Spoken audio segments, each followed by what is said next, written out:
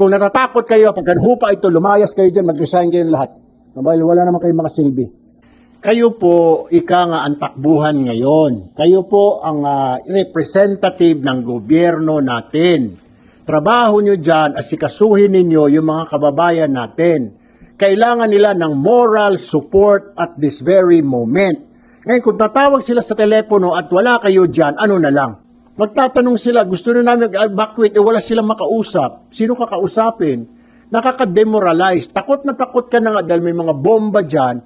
Gusto mong hingi ka ng tulong sa gobyerno. Dyan sa DFA, DMW at saka OWA sa ibang bansa. Kailangan kayo ng mga kababayan natin. Gawin ninyo ang trabaho ninyo. Hindi yung magpasarap-sarap lang kayo dyan. Nung walang gera, nandiyan kayo sa Dubai, pasyal dito, pasyal doon, may mga allowances. Ngayon, gera na, kasama sa trabaho ninyo yan. Kailangan yung tumulong. 24/7, sabi ng Pangulo, dapat kayo bukas. Hindi yung, kung hindi pa tatawag dito, kung hindi pa tatawag mga senador, tsaka pa lang kayo bubuksan ninyo mga telepono ninyo. Para saan pa? Kailangan po kayo ngayon, ipakita nyo ho yung inyong trabaho. Kung natatakot kayo, pagka hupa ito, lumayas kayo dyan, mag-resign kayo lahat. Dahil wala naman kayong mga silbi.